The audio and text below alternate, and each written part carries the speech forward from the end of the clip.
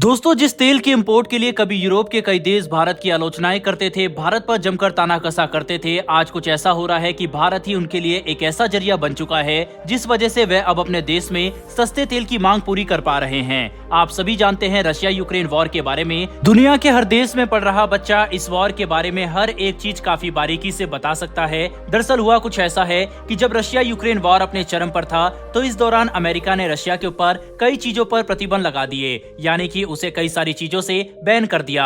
अब ऐसे में ट्रेडिंग करने के लिए रशिया को अपने ऑयल रिजर्व्स का सहारा लेना पड़ा और इन ऑयल रिजर्व्स के जरिए रशिया दुनिया भर में तेल को एक अच्छे दाम पर बेचकर कमाई कर रहा था। लेकिन दोस्तों, कुछ ही महीनों बाद अमेरिका ने रशिया पर क्रूड ऑयल प्राइस कैप लगा दिया, जिसका मतलब था कि रशिया को अपना तेल काफी कम कीमत पर बेचना पड़ रहा था। यही वजह थी कि रशिया से आ रहा कच्चा तेल बाकी गल्फ कंट्रीज से आ रहे तेल के मुकाबले काफी सस्ता था और इसी बात का जमकर भारत ने भी फायदा उठाया और इंडिया की इसी नीति की आलोचना करते हुए जापान समेत कई यूरोपियन कंट्रीज ने भी भारत की आलोचना की। लेकिन सबसे ज्यादा यूक्रेन के फॉरेन मिनिस्टर के एक इंटरव्यू ने हर तरफ बवाल मचा दिया। यूक्रेन के फॉरेन मिनिस्टर का ये कहना था कि रशिया से जो क्रूड ऑयल भारत में आ रहा है वह उनके खून का समझौता करके मंगाया जा रहा है। इससे उनके कहने का साफ मतलब ये था कि रशिया उन कच्चे तेलों को बेचकर जो पैसा कमा रहा है उसका इस्तेमाल वह यूक्रेन पर हमला करने के लिए कर रहा है और रशिया को सबसे ज्यादा फायदा भारत की खरीद से हो रहा था।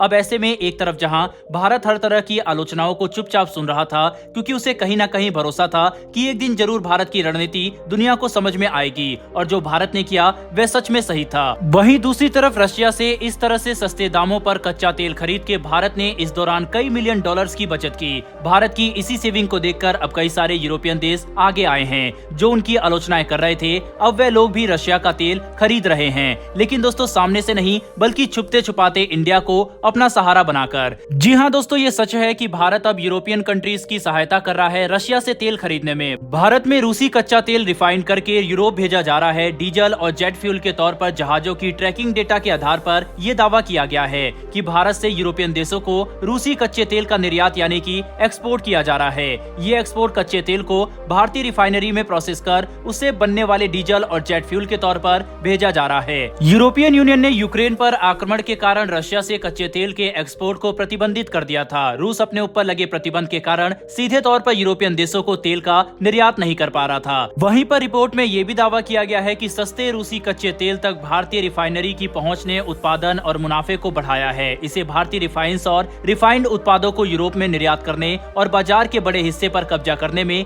सक्षम हुई है। वहीं पर आंकड़ों की बात करें तो यूक्रेन पर रूस के आक्रमण से पहले यूरोप ने आमतौर पर भारत से औसतन 1,34,000 बैरल प्रतिदिन डीजल और जेट ईंधन का आयात किया था।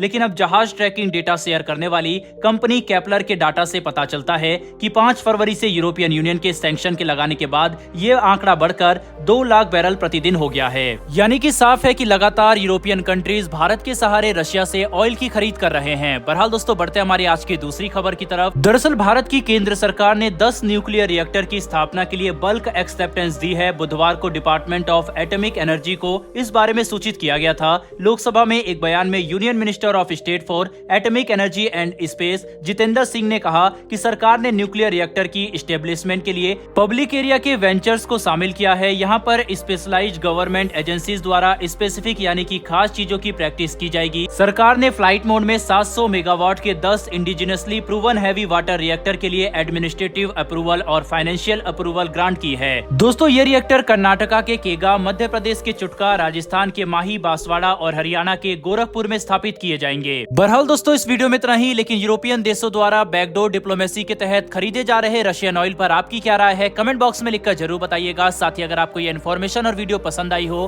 तो वीडियो को लाइक करके हमारी आने वाली डेली ऐसी वीडियोस के लिए चैनल को सब्सक्राइब कर बेल नोटिफिकेशन अवश्य दबा लें। फिर मिलेंगे ऐसी एक नई वीडियो के साथ। धन्यवाद। जय हिंद।